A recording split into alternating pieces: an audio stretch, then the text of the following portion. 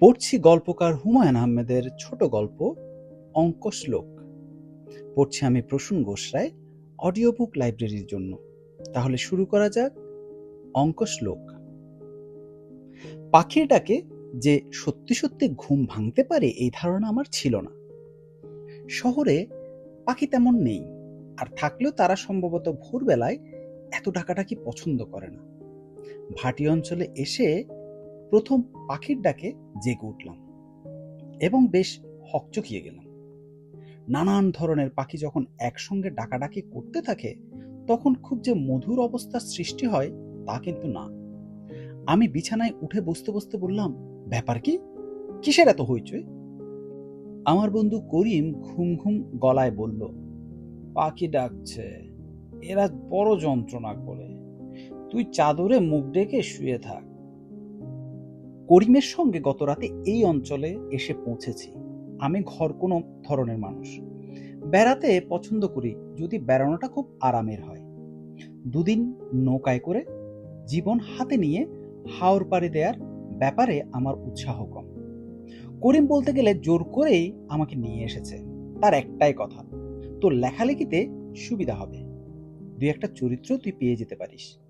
কিছুই বলা যায় না। কোথাও বেড়াতে গিয়ে চরিত্র খোঁজা আমার স্বভাব না। ঢাকা ছেড়ে বাইরে গেলেই মানুষের চেয়ে প্রকৃতি আমাকে অনেক বেশি টানে। মানুষ তো সবসময় দেখেছি, প্রকৃতি দেখার সুযোগ কই। যেখানেই যাই প্রচুর বই সঙ্গে নিয়ে যাই। আমি লক্ষ্য করেছি নতুন পরিবেশে আরামদায়ক আলস্যে বই পড়ার মতো মজা আর কিছুতেই নেই। হুট করে কেউ বেড়াতে আসবে না, বিকট শব্দে টেলিফোন বেজে উঠবে না, চেনা জগৎ থেকে সম্পূর্ণ বিচ্ছিন্ন হয়ে যাবার অন্যরকম আনন্দ আছে এতে। একে বোধহয় বলে শিকল ছেঁড়ার আনন্দ।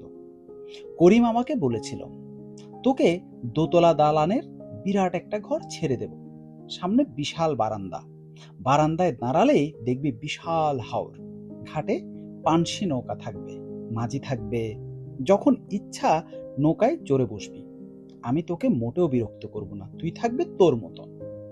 মোটামুটি লোভনীয় একটা ছবি তুলে ধরলো, তবে এও বলল, প্রকৃতি দেখতে প্রথম কয়েকদিন তোর ভালো লাগবে, তারপর বোর হয়ে যাবে। চারদিকে শুধু পানি আর পানি, দৃশ্যের কোনো ভেরিয়েশন নেই। অবশ্যই কোনো মতে এক সপ্তাহ কাটাতে পারলে দেখবি নেশা ধরে গেছে, তখন আর যেতে মন চাইবে না। করিমের সব কথাই মিলে গেল। অষ্টম দিনে আমাদের ঢাকা ফেরার কথা। আমি বললাম, আরো কয়েকটা দিন থেকেই যাই। করিম বলল, যত ইচ্ছে থাক, আমি এই ফাঁকে আমার মামার বাড়ি থেকে ঘুরে আসি। একটা হাওর পরেই আমার মামার বাড়ি।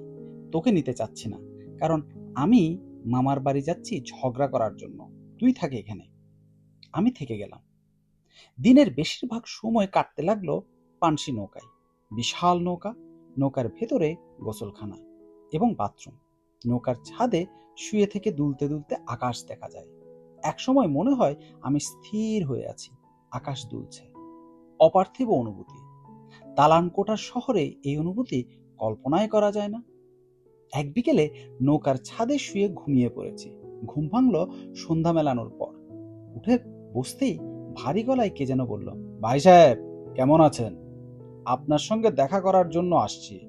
আমার নাম জালাল উদ্দিন, বিএবিটি। আমি ভাটিপাড়া মডেল হাই স্কুলের অঙ্কের শিক্ষক। আপনি অসময়ে নিদ্রামগ্ন ছিলেন, এটা স্বাস্থ্যের জন্য হানিকর। আমি অত্যন্ত বিরক্ত হলাম। ঘুম ভাঙতেই উপদেশ শুনতে কারোরই ভালো লাগার কথা না। শিক্ষক সম্প্রদায়ের স্বভাবই হচ্ছে যখন তখন যাকে তাকে উপদেশ দিয়ে বেড়ানো। ভদ্রলোক আগের চেয়েও ভারী গলায় বললেন, আপনার বিনা অনুমতিতে একটা কার্য করেছি। নৌকার মাঝিকে চা বানাতে বলেছি, নিজে এক পেয়ালা খেয়েছি, এখন আপনার সঙ্গে আর এক পেয়ালা খাবো। যান, মুখ ধুয়ে আসুন। শহরের আবার বেশিরভাগ লোক মুখ না ধুয়েই চা খায়, স্বাস্থ্যের জন্য হানিকর। স্বাস্থ্যের জন্য হানিকর বিষয়গুলো যিনি এত ভালো জানেন, তার স্বাস্থ্য যে খুব ভালো তা দেখলাম না। রোগা কাঠি, মুখ ভর্তি কাঁচা পাকা দাড়ি, যক্ষা রোগীর চোখের মতন উজ্জ্বল চোখ, বয়স 50-এর উপরে, পায়জামার উপর কালো রঙের পাঞ্জাবি। আমি বললাম, আপনি কি কোনো বিশেষ কাজে এসেছেন, না এমনি গল্পগুজব করতে এসেছেন? কাজে এসেছি, গল্পগুজব করে সময় নষ্ট করার সময় আমার নাই, আপনারও নিশ্চয় নাই। লোকে মুখে শুনিয়াছি আপনি গল্প উপন্যাস লেখেন, অবশ্য পড়া হয় নাই আমার, সময়ের বড়ই অভাব। একবার ভাবলাম বলি, আমাদের কাজের অভাব আছে, সময়ের অভাব নেই, আমাদের সবার অঢেল সময়। বললাম না, কথাবার্তা বলে এই মানুষটিকে প্রশ্রয় দেওয়া ঠিক হবে না। শিক্ষক শ্রেণীর কেউ কথা বলার প্রশ্রয় পেলে অনবরত কথা বলতেই থাকেন। ফরিদপুরে একবার এমন একজনের সাক্ষাৎ পেয়েছিলাম। তিনি সন্ধ্যাবেলায় কথা শুরু করলেন, এক নাগারে রাত 11:30 পর্যন্ত বললেন। কেউ কিছু বলতে গেলে হাত তুলে বলেন, 1 মিনিট, আমি আমার কথাটা শেষ করে নিই, তারপর যা বলার বলবেন। এই জালালউদ্দিন বিএবিটি সেই ধরনের কোনো মানুষ কিনা কে জানে। আমি সিগারেট ধরাতে ধরাতে বললাম, আপনি কি সিগারেট খান মাস্টার সাহেব? তিনি বিরক্ত মুখে বললেন, স্বাস্থ্যের জন্য হানিকর জিনিস আমি পরিহার করি, চা পরিহার করতে পারি নাই, লেখালেখি করি, এজন্য চাটা প্রয়োজন হয়। আমি অত্যন্ত শঙ্কিত বোধ করলাম। অতীত অভিজ্ঞতায় দেখেছি, গ্রামগঞ্জে যে সকল লেখক আছেন তারা শহরের শ্রোতা পেলে সহজে ছাড়েন না, জীবন প্রায় অতিষ্ঠ করে তোলেন। জালালউদ্দিন বিএবিটি বললেন, আমি কাব্য চর্চা করি। আমি চুপ করে রইলাম। এইসব ক্ষেত্রে উৎসাহসূচক কোনো কথাই বলা উচিত না। আপনার মনে হয়তো প্রশ্নের উদয় হয়েছে, অঙ্কের শিক্ষক হয়ে কাব্য চর্চা কেন করি, তাই না? আমার মনে এ জাতীয় কোনো প্রশ্নের উদয় হয়নি। অঙ্কের শিক্ষক কাব্যচর্চা করতে পারবেন না এমন কোনো কথা নেই। সঠিক বলেছেন, তবে আমি প্রথাগত কবি নই। আমি গোটা পাটিগণিত কাব্যে রূপান্তর করিয়াছি। বলেন কি? আপনি হয়তো ব্যাপারটা বুঝতে পারছেন না, উদাহরণ দিয়া বুঝিয়া দিই। পাটিগণিতের একটি অঙ্ক আছে এই রকম, ক একটি কাজ 15 দিনে সম্পন্ন করিতে পারে, খ সে কাজ 30 দিনে সম্পন্ন করে, ক ও খ মিলিতভাবে সে কাজটি কতদিনে সম্পন্ন করিবে। এই অঙ্কটি আমি কাব্যে রূপান্তর করিয়াছি। আপনি কি শুনবেন? অবশ্যই শুনব। জালালউদ্দিন বিএবিটি গম্ভীর স্বরে আবৃত্তি করল। করিম রহিম ছিল সহোদর ভাই, করিমের যে শক্তি রহিমের তা নাই। করিম যে কর্ম মাত্র 15 দিনে করে, সেই কর্ম রহিম করে 1 মাস ধরে। এখন বালকগণ চিন্তা করো ধীরে, 2 ভ্রাতা সেই কর্ম কতদিনে করে। আমার মুখে কোনো কথা জোগালো না। অবাক হয়ে ভদ্রলোকের দিকে তাকিয়ে রইলাম। ভাই সাহেব, কেমন লাগলো? জি ভালো। অন্তর থেকে বলছেন তো? অন্তর থেকেই বলছি। শুনে প্রীত হইলাম। আরেকটা শুনুন, চৌবাচ্চার অঙ্ক আবৃত্তি করব?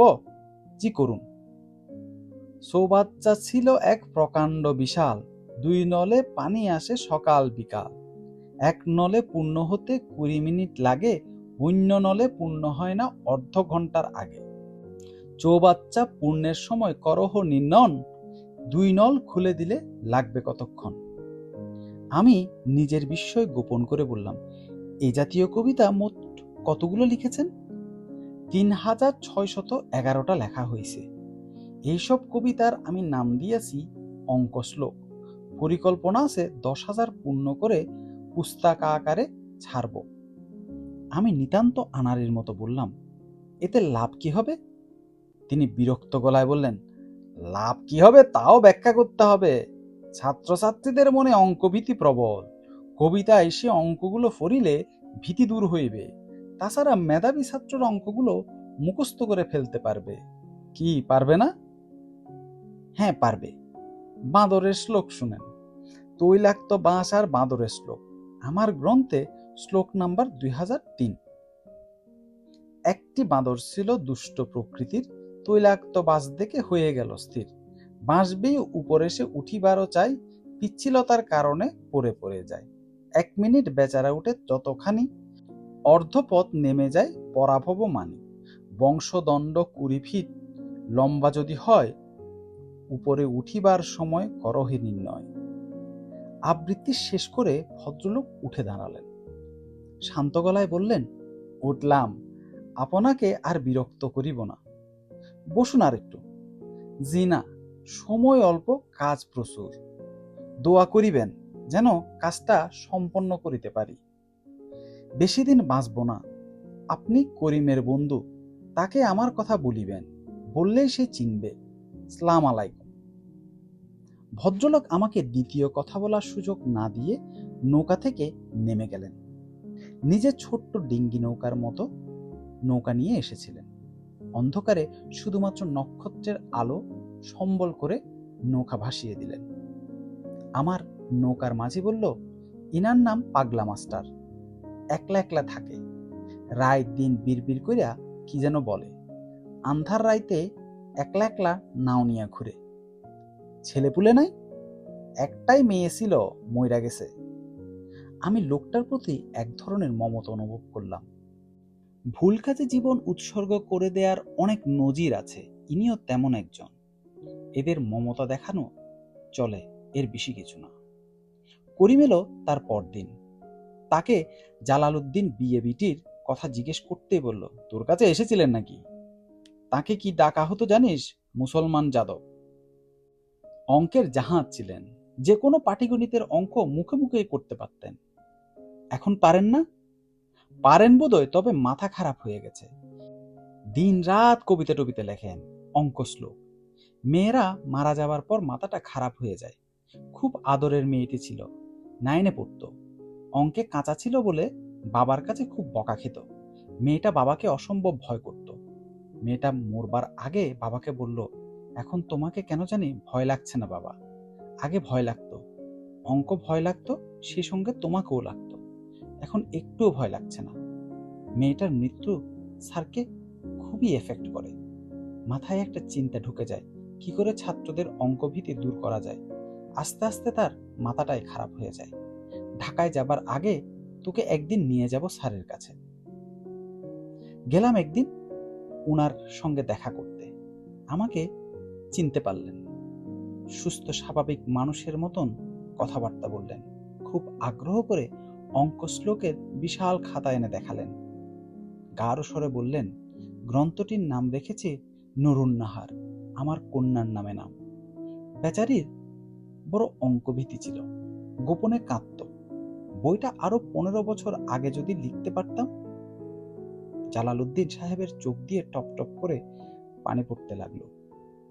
অনেক কষ্টে নিজেকে সামলালেন। আমার দিকে তাকিয়ে নিচু গলায় বললেন, একটু দোয়া রাখবেন, কাজটা যেন শেষ করতে পারি। পড়ছিলাম হুমায়ুন আহমেদের লেখা ছোট গল্প অঙ্ক শ্লোক। আমি পড়ছিলাম প্রসূন ঘোষ রায় অডিও বুক লাইব্রেরির জন্য। ভালো থাকবেন এবং পাশে থাকবেন অডিও বুক লাইব্রেরির। গল্পটি যদি ভালো লেগে থাকে তাহলে অবশ্যই লাইক শেয়ার করবেন। ধন্যবাদ সবাইকে।